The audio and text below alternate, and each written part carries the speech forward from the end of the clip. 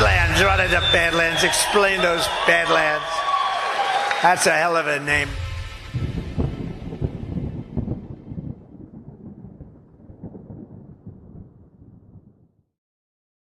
Good afternoon, everybody, and welcome to the Daily Herold here on Badlands Media. I'm your host, Jon Herold. I hate to do this to you guys, but I got to start off the show with some pretty devastating news. As I'm sure you're all keenly aware of, there's a group of scientists back in the 1940s who created what's called the doomsday clock, and they basically track how close we are to midnight being the destruction of our world because of our own doing. And in 2023, we were 90 seconds to midnight. It's a time of unprecedented danger. And mainly this was because of the war in Ukraine.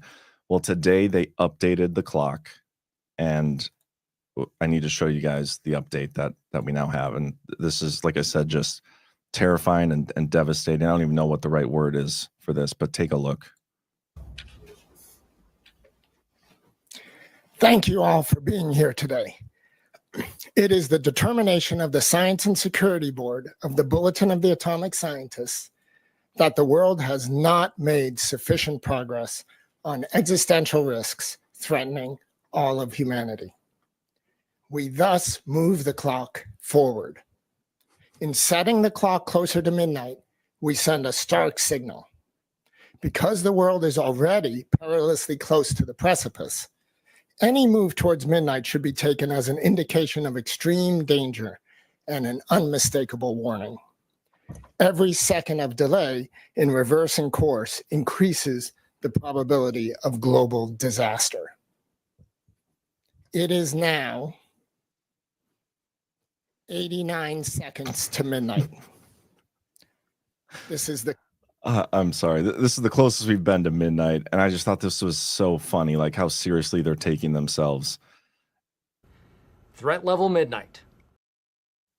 It's a joke. I mean, these groups of scientists, these are the same people that told us how bad COVID was and all these different things, whatever. But I just found this hilarious. They moved the clock 1 second closer to midnight from 90 to 89, and everybody's just so straight-faced about it. And there's this like whole documentary and whatnot. It's ridiculous. But luckily, we may not have to put up with stuff like this too much longer because of one of the things Trump did. And I'm going to show that to you here soon. Should have a great show for you guys today. Lieutenant General Kwast is going to be joining me a little bit later to talk about one of Trump's executive orders. Very excited. I have some questions for him because I'm a little confused. So that'll be great. And I have a whole bunch of other stuff. But before we get too far along, I just want to get a quick word from a couple of our sponsors, and we'll get right to it. First up, we got MyPillow. This past year has been one of the hardest in MyPillow's history. It's because of you that we're making it through. My employees and I want to thank you for your continued support by extending our wholesale prices on classic MyPillows. Get standard classic MyPillows only $14.98. I can't believe I'm even saying that. Only $14.98. But it gets even better. Upgrade to a queen size MyPillow for just $18.98. King size only $1 more. Get my body pillows $29.98 and multi-use MyPillows for only $9.98. So go to mypillow.com or call the number on your screen. Use your promo code to take advantage of these wholesale prices, including my standard size MyPillow, originally $49.98, now only $14.98. Queens $18.98. Kings only $1 more. Not only that, order $75 or more, ship absolutely free. From all of us here at MyPillow, thanks America! MyPillow.com, promo code Badlands. And our second sponsor today is Mid-Atlantic Business Alliance. Are you paying too much for your health insurance? For over 30 years, David Becker and his son Jesse of Mid-Atlantic Business Alliance have been helping small businesses and individuals get the best possible PPO coverage at affordable rates. Working with private carriers allows year-round enrollment opportunities to save money and get the best possible insurance. The cost of medical insurance can often be like a second mortgage payment, so it's understandable that some people try to cut corners to save money with HMOs or MediShares. They're called MediShares because the member shares the liability of the other member's claims. HMOs only cover in-network charges and leave an unlimited liability in the event of a large claim. There are proven ways to get the lowest possible rates without sacrificing coverage. So if you're stuck paying for your own insurance, why not give David and Jesse a call to see if they can help you too? Call to get a free quote at 609-577-8557 or visit badlandsmedia.tv/Becker. And considering how close we are to midnight, guys, there's never been a better time to try to get some cheaper health insurance. But yeah, like I said, groups like this, hopefully they won't be around too much longer because Trump has ordered a freeze on federal aid. The Office of Management and Budget put out a 2-page memo suspending payments. I'm not sure exactly how long. I think 90 days, maybe shorter than that, but all of it's paused and they are going to review what aid is actually worthwhile, if any. 1 week in, the Trump administration is broadening its assault on the functions of government and shifting control of the federal purse strings further away from members of Congress because they've been so responsible with those purse strings to begin with. President Donald Trump's budget office Monday ordered a total freeze on all federal financial assistance that could be targeted under his previous executive orders, pausing funding for a wide range of priorities, from domestic infrastructure and energy projects to diversity-related programs and foreign aid. In a 2-page memo obtained by Politico, the Office of Management and Budget announced all federal agencies will be forced to suspend payments with the exception of Social Security and Medicare. And I have that memo here. The big one, the line I highlighted, in fiscal year 2024, of the nearly $10 trillion that the federal government spent, it is insane we spend that much money, but more than $3 trillion was federal financial assistance, such as grants and loans.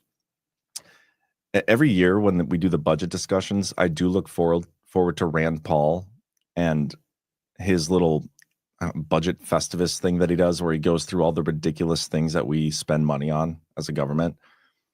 And this is kind of the things that this is stopping. And DEI initiatives, pretty much getting rid of the wokeness and all this stupid stuff. This is what this is the conservative agenda that Trump is pushing, common sense. And I absolutely love this. So we'll see. 90 days I'm seeing in the chat. So thank you, everybody. Make sure you hit that thumbs up. And thank you, AJC, for gifting the subs. I'll get to the rants here at the end. But we're going to keep trucking through because I do have a lot to get to. And I want to make sure I have time for General Kwast. But speaking of money, Trump again last night in a speech, he had all the the GOP people at Trump Doral, for those in the chat criticizing the way I speak.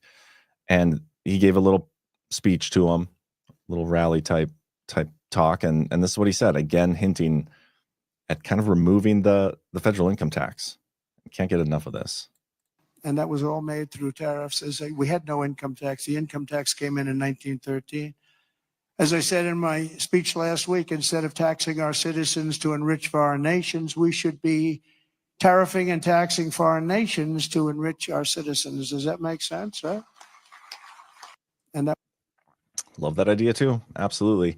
I was going to save this for the end, but I think I'm going to bring it up now. I'm just not going to go too deep into it because I haven't fully fleshed out this article yet, but I did come across this today and it's pretty interesting. The Rage. I've never heard of this publication, so I'm taking this with a little bit of a grain of salt. But this individual is saying that DARPA is going to launch a pre-crime AML program that wants to stop money laundering before it happens. A lot of these grants and loans that our government sends out, they're all like, not all, but a large majority of them are money laundering schemes. And this is some pre-crime stuff. Have you guys ever seen, what's that show called? Why can't I think of it now? Somebody in the chat's gonna have to let me know. I think Tom Cruise is in it, the whole pre-crime thing. That movie was frightening, to say the least. But this is where they're going. DARPA's announced plans to launch the pre-crime AML program. The Defense Advanced Research Projects Agency, we can certainly trust them. They've been really, Minority Report, thank you, Brent. They've filed a special notice on the launch of an anticipatory and adaptive anti-money laundering program that seeks to revolutionize the practice of anti-money laundering by developing algorithms to sift through financial transaction graphs for suspicious activity patterns in attempts to anticipate future activities. Not just another use of AI, which is all the rage these days. I think I even have an AI story here later on too, but fits right in. The budget stuff going on, and now predictive crime, anti-money laundering stuff. ICE came out with another update. We're going to do these every day, midday today, which is interesting. Normally they do it at night, but 969 arrests, 869 detainers lodged. I think that brings our total to 4,521 arrests, 3,519 detainers lodged. I did see somebody post earlier, and the math checks out. If we have like 15 million illegal immigrants in this country, which I'm not even sure if we know exactly how many we have, but we're going to have to scale this up pretty drastically. I mean, I'm talking like 10,000 plus per day to get all those people out, unless some of them are leaving on their own, who knows. But we can be assured, and we can be confident that this is getting done because Kristi Noem is on the streets getting the dirtbags out of there. In New York City this morning, we are getting the dirtbags off these streets. Fully make-upped out and hair extensions and everything, getting the job done. Not to like criticize this or anything. Like, she's the new head of Department of Homeland Security. Great. Like, she's not going to be herself forcing people out of this country. I don't know why she's on the scene like this, but whatever. Let's talk a little bit about the confirmation hearing. This is just a made-for-TV drama. The confirmation hearings going on. I think they're kind of a joke. I do think Trump at some point here is going to pull the rug on this and just do the recess appointment thing. But maybe not. Maybe he's going to let this stuff play through. But there's a lot of rumors swirling. This week we have RFK Jr., we have Tulsi Gabbard, and we have Kash Patel. And I think tomorrow is Tulsi and Kash. There's rumors from Charlie Kirk. I don't know if this is confirmed, but he probably has better info than we do. He's flying around with JD Vance today. But Charlie Kirk is saying that Tulsi Gabbard's, the vote on her might be done in a skiff because they don't want people to know which way people are voting. A lot of rumors on people voting against Tulsi. They're scared of getting her in there. Oh, nice.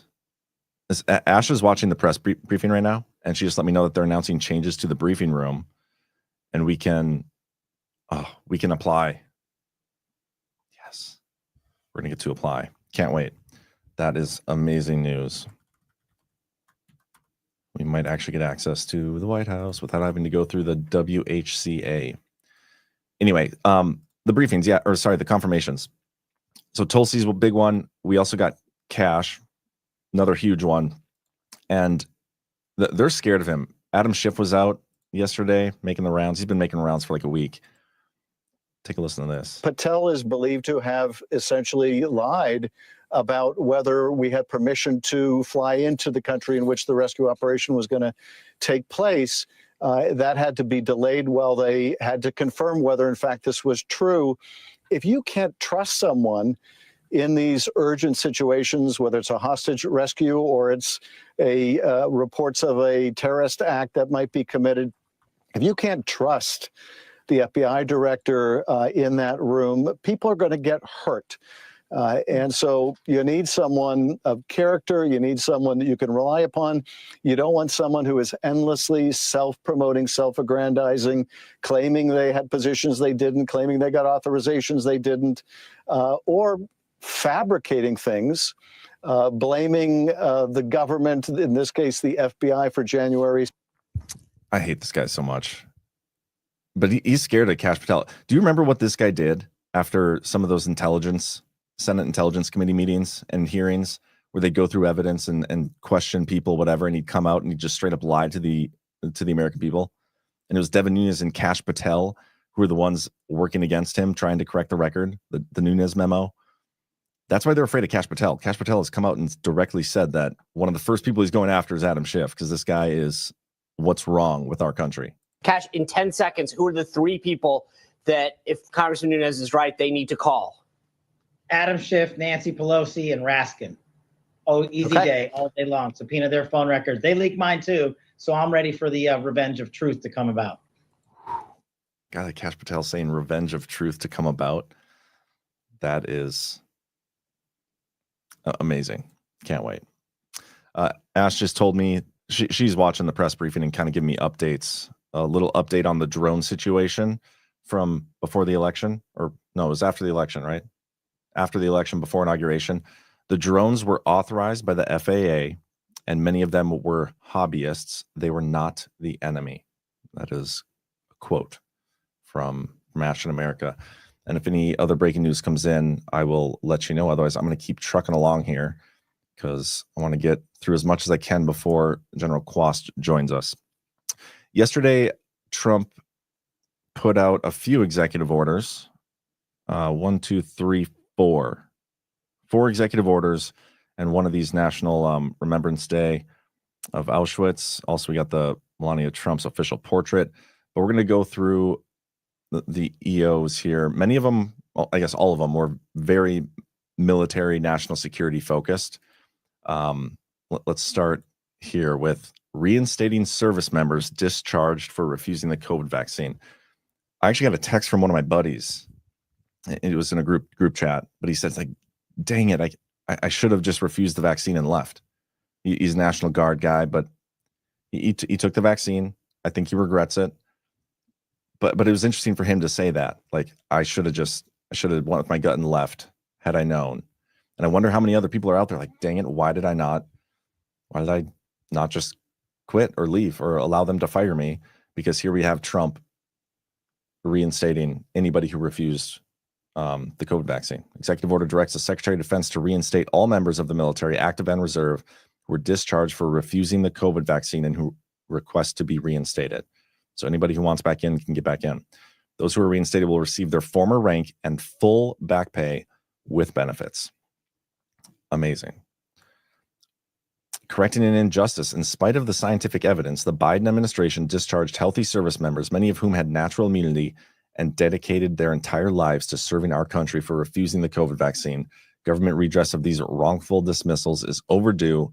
There's about only 43 of the more than 8,000 troops dismissed elected to return to service under the Biden administration and Secretary Austin. So it's open to all of them. And it's just great news that Trump is doing this. Another campaign promise that he is following through on. And that's become a theme for him. He's following through on pretty much everything that he's promised. Absolutely love it.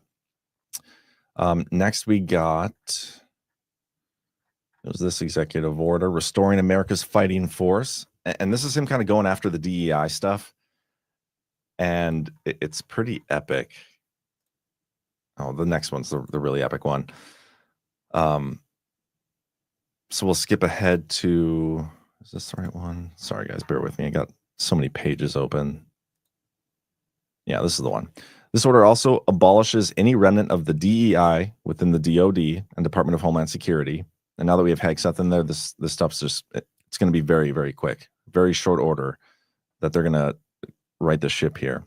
The Secretary of Defense will task the Department of Defense with conducting an internal review of all instances of race or sex-based discrimination based on Department of Defense DEI initiatives.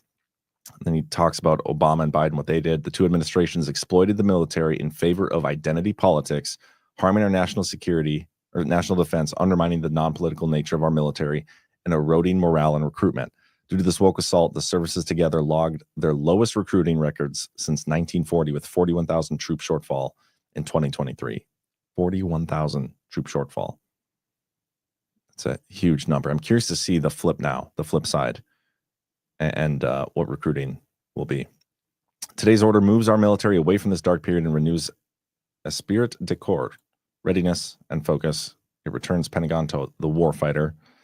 President Trump, again, another campaign promise, vowed to get rid of the woke generals who prioritize social experiments over warfighting. And that is exactly what he's doing. And then the final executive order we're going to discuss until we get General Kwast on is this one, prioritizing military excellence and readiness. This is the one where he really like goes after the woke agenda. And it's this line here. Actually, I'm going to start up here and read through down to the highlighted green part, because this is one of the most base things I've read in executive order. Recently, however, the armed forces have been afflicted with radical gender ideology to appease activists unconcerned with the requirements of military service like physical and mental health, selflessness, and unit cohesion. Longstanding Department of Defense policy instruction provides that it is the policy of the DoD to ensure that service members are free of medical conditions or physical defects that may reasonably be expected to require excessive time lost from duty for necessary treatment or hospitalization. As a result, many mental and physical health conditions are incompatible with active duty, from conditions that require substantial medication or medical treatment to bipolar and related disorders, eating disorders, suicidality, and prior psychiatric hospitalization. Now, here we go. Consistent with the military's mission and longstanding DoD policy, expressing a false gender identity divergent from an individual's sex cannot satisfy the rigorous standards necessary for military service. Beyond the hormonal and surgical medical interventions involved, adoption of a gender identity inconsistent with an individual's sex conflicts with a soldier's commitment to an honorable, truthful, and disciplined lifestyle, even in one's personal life. A man's assertion that he is a woman and his requirement that others honor this falsehood is not consistent with the humility and selflessness required of a service member. Not only, yeah, Dwayne, words are hard. If you guys haven't noticed yet, sometimes I have difficulty with my pronunciation. I get it. I accept it. Not only is Trump like calling this out for being a mental illness, which is what it is, gender dysphoria is a mental illness, but he's also like, you're just lying to, not only are you lying to yourself, but you're asking other people to lie about you on your behalf as well. Like, this is the most base thing I've read in an executive order. And it puts the whole argument to bed. Like, we cannot have people who aren't even truthful or disciplined in their own personal lives, because that doesn't meet the standards of what America's military represents. This is incredible. Absolutely love it. But yeah, so those are the executive orders for now. We'll wait for General Kwast to come on before we continue on with the Iron Dome one. Again, I have some pretty good questions about that. But while we're waiting, let's continue on with a couple other stories. I told you earlier about the AI stuff. Yesterday, I mean, really, a lot of Trump's current presidency has been, I don't know if marred is the right word, but there's been a lot of discussion about AI and the future of AI and its role. We had the Larry Ellison investment, the Oracle and Sam Altman.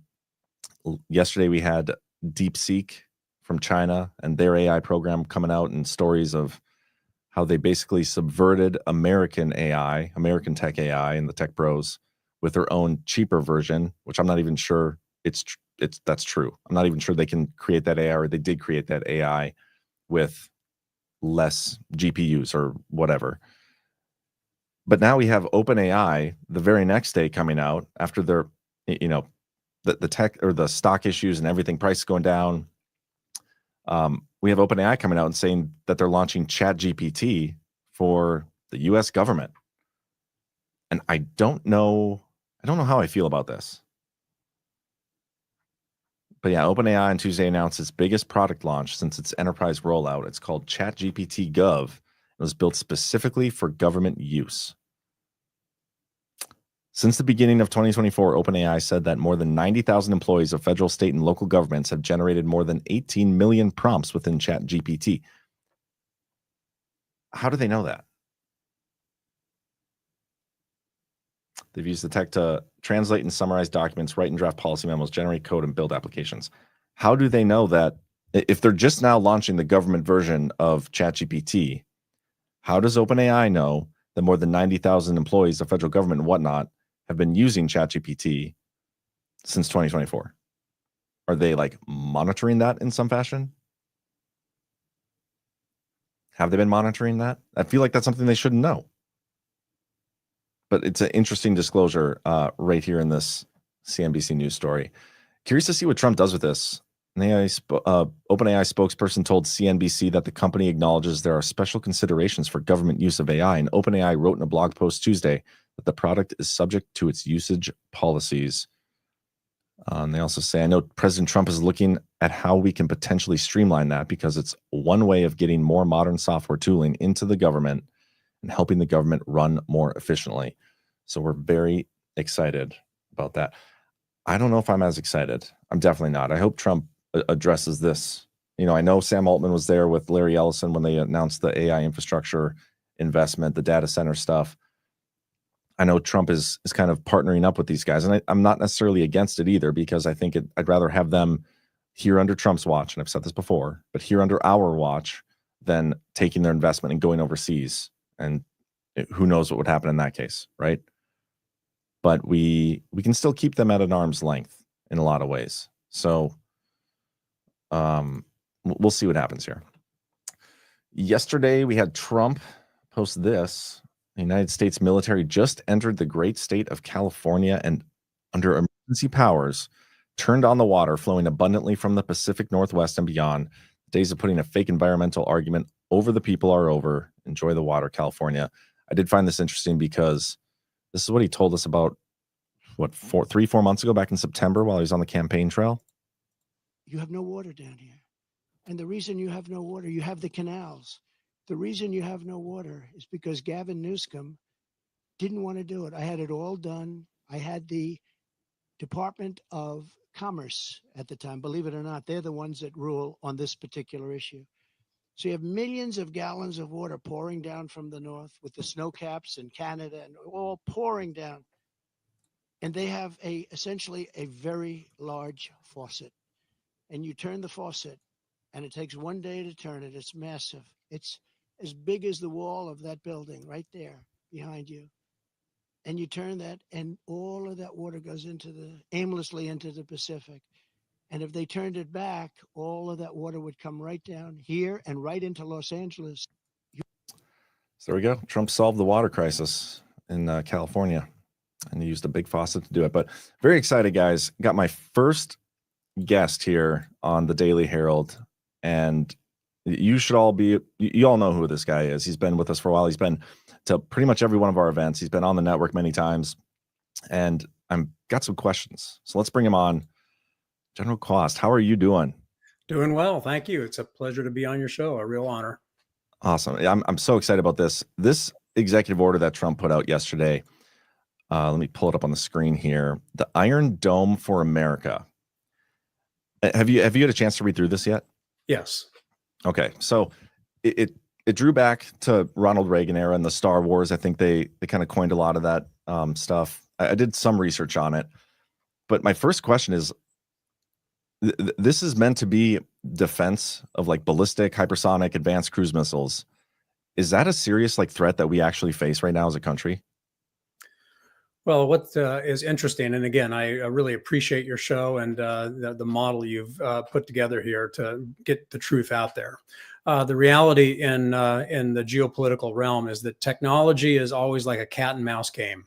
One side develops technology that's useful. The other side discovers it over time, even if it's classified. You watch, you poke, you prod, and you observe. And then the other side develops a way of pulling out that advantage, pulling the rug from under you in a way you don't even expect or know, and at affordable price points.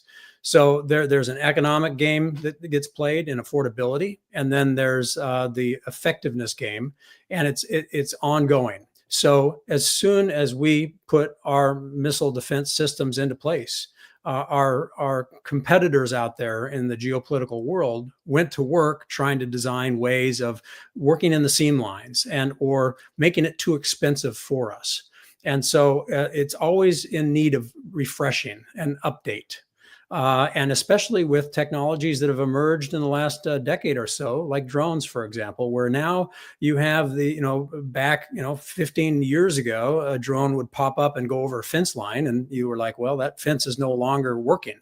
There's an example of the cat and mouse tit for tat game where a fence protected you for a while, and then it didn't protect you, and you needed other technologies. So I think there's a brilliant move going on here where Trump is kind of following the same pattern. And for your viewers, if you have not read The Art of the Deal, you ought to read it. And the example of the ice skating rink in New York City reminds me of what he's doing here. He is coming in and he's looking at the system and saying, what we have is too expensive, and so I'm going to bring in an Iron Dome. Iron Dome is, it is a word that makes you feel safe and secure. What could be wrong with an Iron Dome? But here's what Trump's going to do if he follows his pattern. He's not going to listen to the traditionalists that are stuck in a mindset of doing it the way we've done it for the last 50 years. he is going to look for creative ways of affordably closing those seam lines that the enemy has been working in, whether it's balloons floating over our heads or drones or missiles in the mesosphere that maneuver at hypersonic speed, like what we've seen Russia develop and China.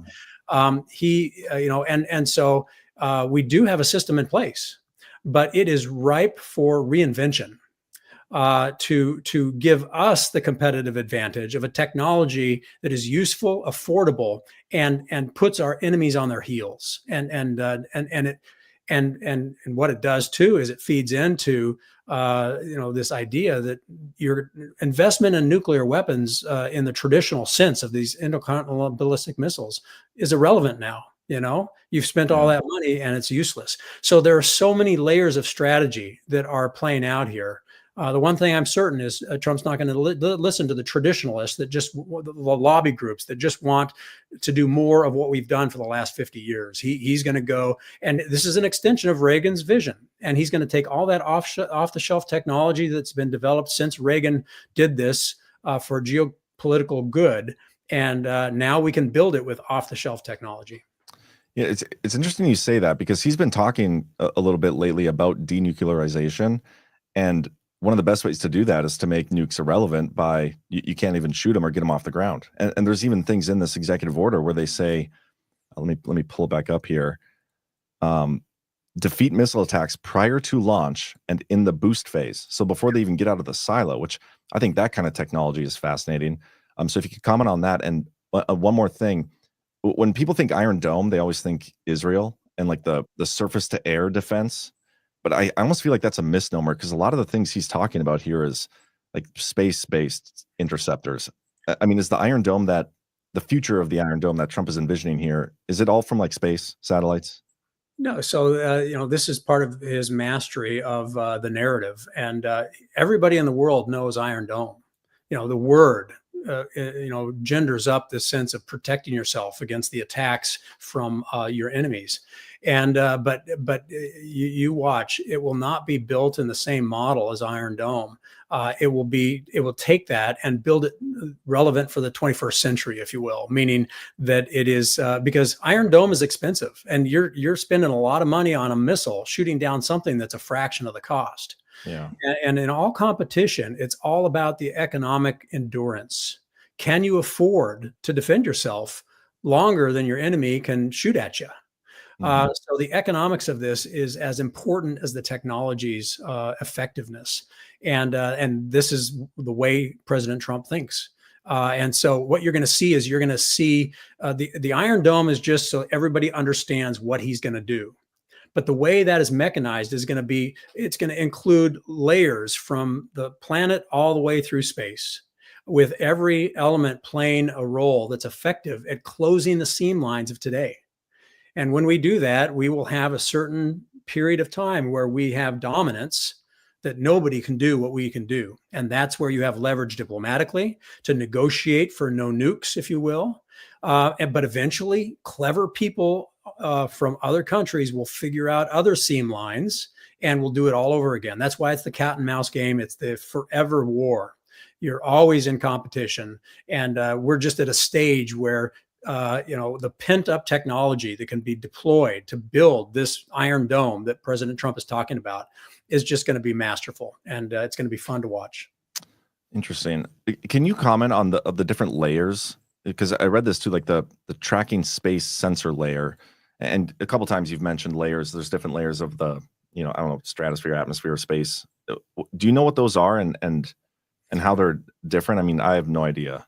Yeah. So two comments. One is that this is a difficult one to talk about because so much of it is in the classified world. The overclassification is a problem all to itself, but there's legitimacy in some of those classifications. But what I will tell you is, in the past, we have tended to think traditionally about domains. So there was the sea domain and the land domain and the air domain and then the space domain.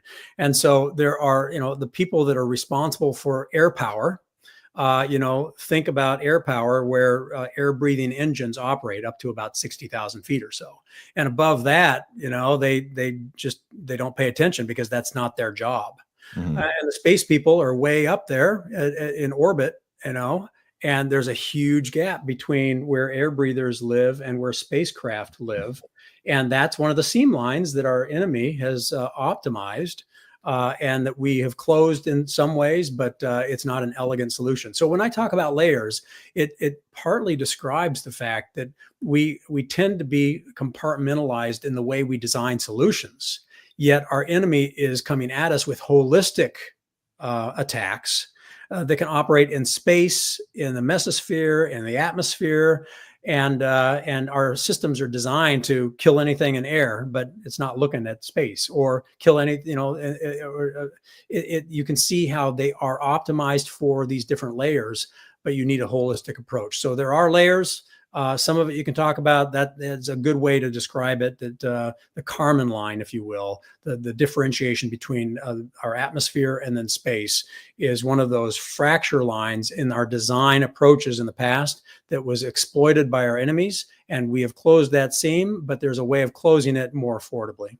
Okay, how much of this technology do you think already exists, if you're allowed to say? Because when I was reading through the Reagan stuff, the Star Wars stuff, I came across this brilliant pebbles, and it sounds like it was satellites. Like they would shoot rocks, or the theory was they would shoot rocks at essentially at missiles and break them up. Brilliant pebbles, smart rocks. Mm-hmm. And this was back in the 80s. And I can only imagine our technology has gotten far more advanced. I mean, can you comment on the technology as we see it and think about it today, conceptualize it today, and what actually exists? Like, how far advanced is our military compared to what we see? Yeah, there's again two levels of that. One is that the statement that we could build brilliant pebbles now with off-the-shelf technology is true in my view. Wow. Knowing what's out there on the engineering benches of America, not all engineering solutions get adapted or purchased by the military, though, partly because of the military industrial complex, where the people that are getting rich on the current model of or design or technology that's defending us fight to the death in Congress to defend that, even if it's irrelevant or it's grown old and it's no longer giving us the advantage we need. So this goes back to Eisenhower's warning and what President Trump is fighting, and that is the military industrial complex, where politicians and lobbyists are in bed together defending the status quo. And the status quo is too expensive, and it doesn't solve the boundary condition of the problem. And so that's part of what's going to happen here is off-the-shelf technologies put together, and the art of design is the key here. What is a design that allows us to defend America in the model of an Iron Dome affordably over the long run, where every attack by the enemy we spend 1/10 of the amount of money. In other words, they have to outspend themselves, and we can defend ourselves for a fraction of the cost, pennies on the dollar. And that's the key to long-term national security, is the affordable ability to do something at pennies on the dollar for what your enemy has to do to counter. Is that some sort of like energy weapon, directed energy weapon? I mean, wouldn't that make the most sense as being cheaper? I guess I have no idea, but yeah. So this is where, and everybody wants to kind of dive down to what is the solution, but the solution is a blend of many different technologies for, different elements of the structure or the design that allows America to defend itself. So in some places, directed energy might be a solution. In other places, it might be a brilliant pebble type model. But again, this is where the art of design, where the engineers and the geniuses that know how to use these technologies to do a job, put together a design that's affordable and defendable.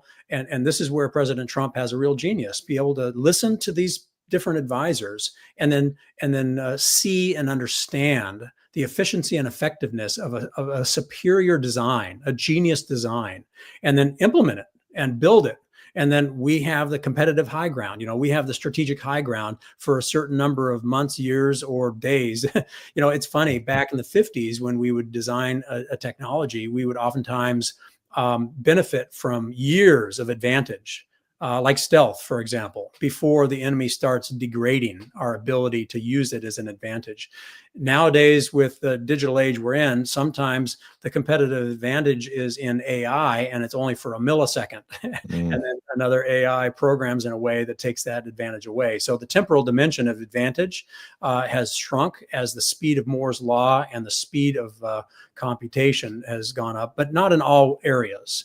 In many areas, the physical attributes of these designs still have longevity. But again, there's no change in the intellectual journey. And that is, how can I defend America cheaper and faster than my adversary and protect that for as long as possible? And then when I see the adversary try to degrade my advantage, I already have many ideas in the hopper and I'm deploying them. This is all also in the lens of dissuasion, and revealing and concealing and using the narrative as a lever of diplomacy and peace through strength.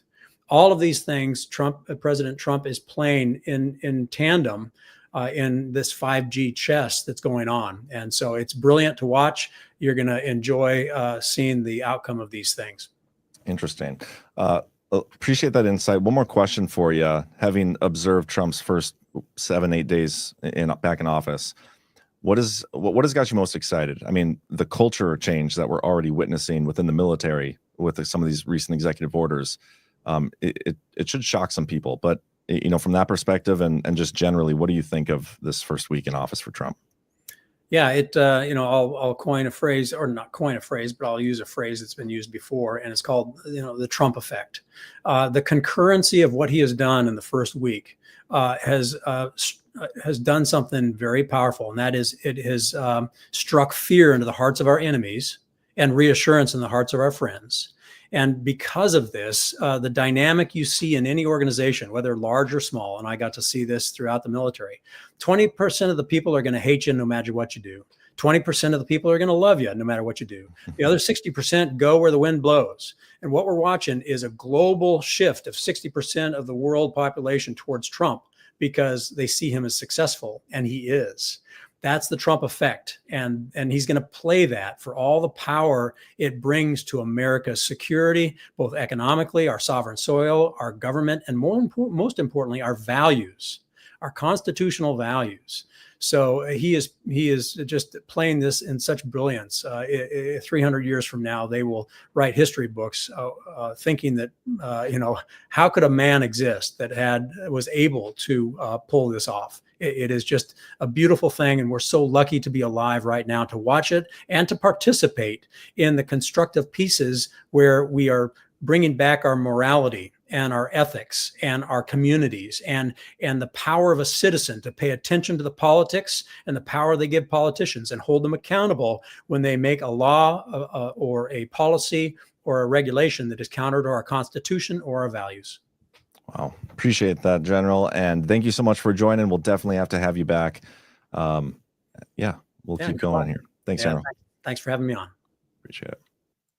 All right. He is just a wealth of knowledge with everything. He's just so good. So very happy that he agreed to come on and be the first guest on the Daily Herald, and we'll certainly be having him back. But we got about 15 minutes left here, and I want to get to some more news, and then we'll send you guys over to the press briefing if it's still going. I can't believe that they actually put something out where we can apply to the White House. I'm blown away. I'm going to check out that website actually right now and see what it looks like. Yeah, they do have it. Look at this. Interested in joining a future White House press briefing? Share your information below. Incredible.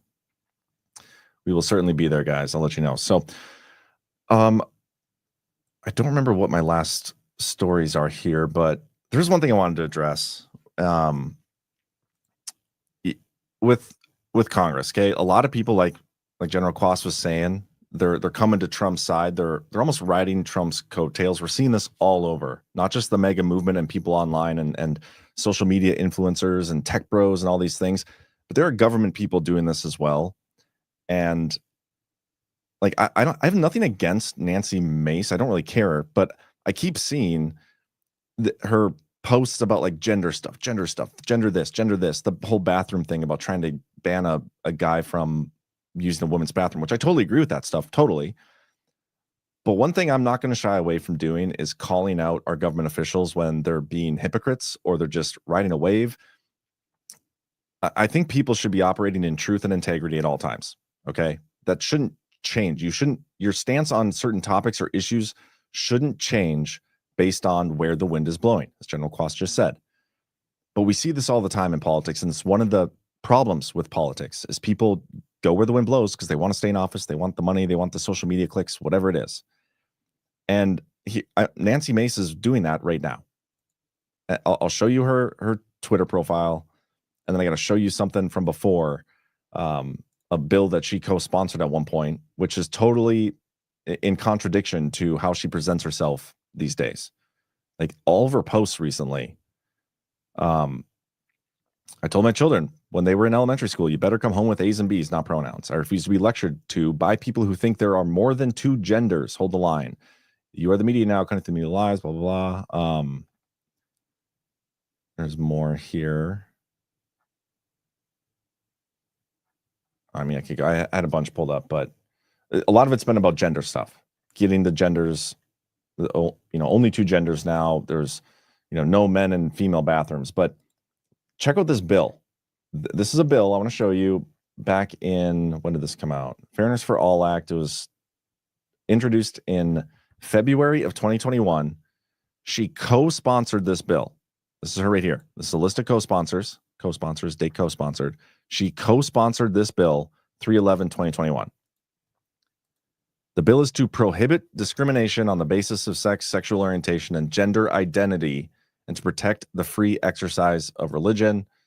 And I think it goes on even more. It defines it here. Gender identity means the gender-related identity, appearance, mannerisms, or other gender-related characteristics of an individual without regard to the individual's designated sex at birth.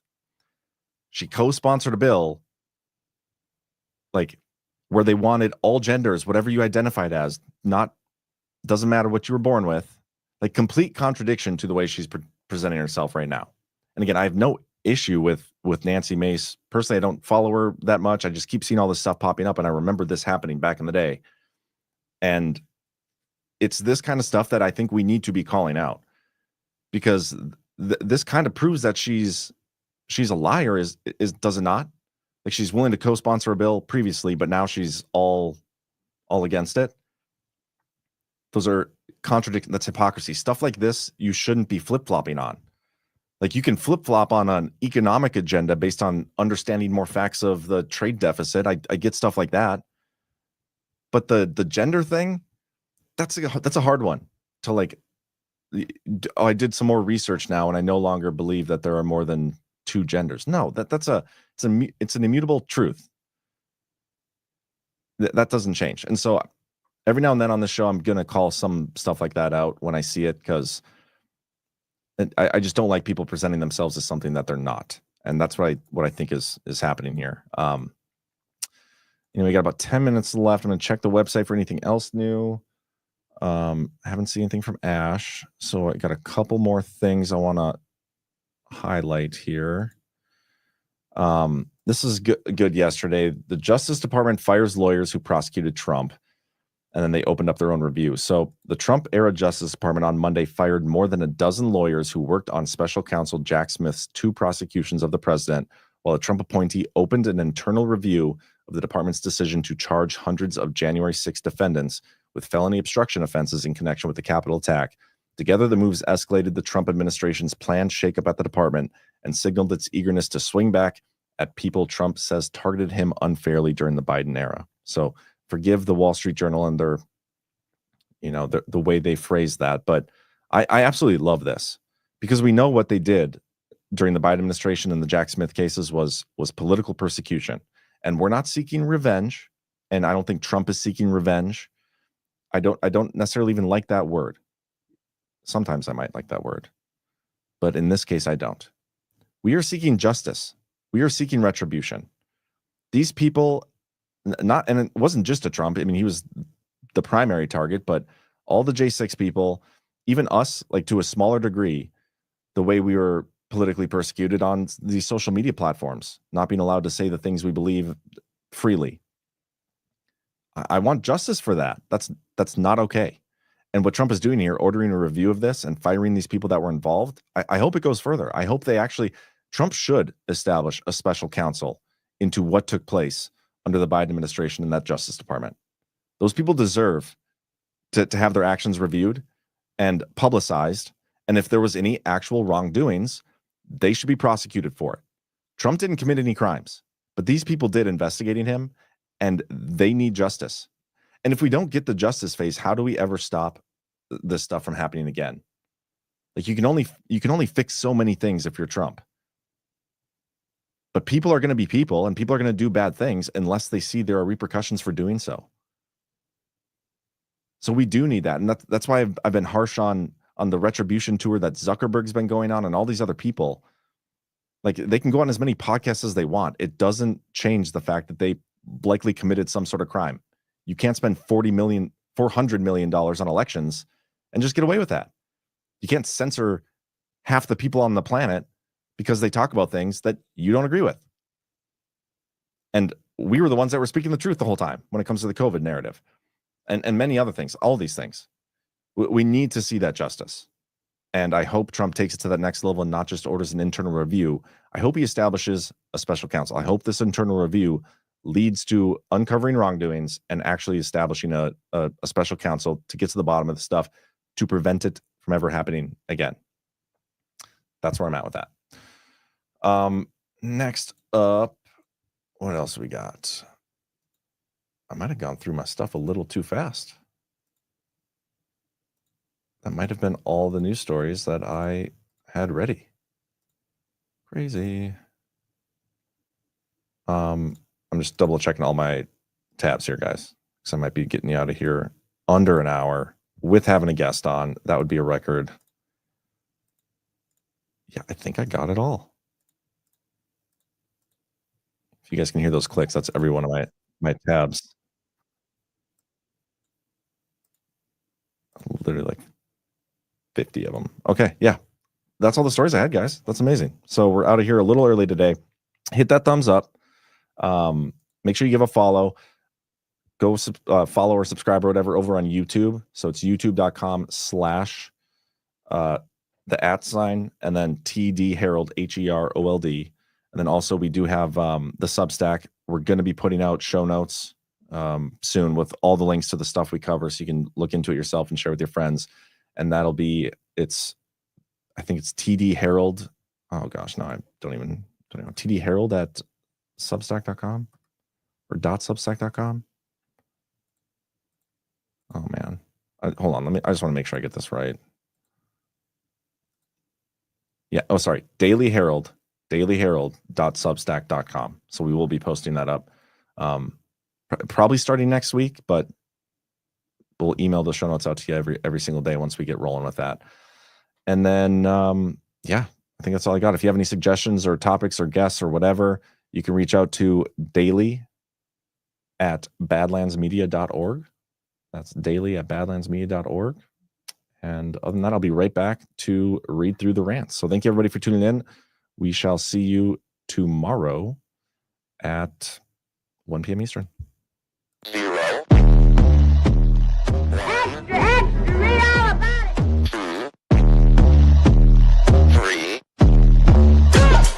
Let's get started.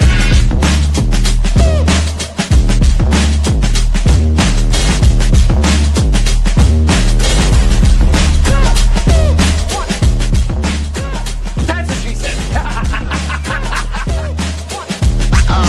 Oh, that's real good. Why they stopping me?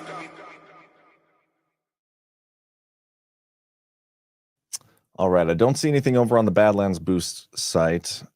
I did forget to mention, guys, tickets are on sale for GART Vegas. If you haven't gotten your tickets yet, we would love to see you there. So be sure to go badlandsmedia.tv/events, get your tickets.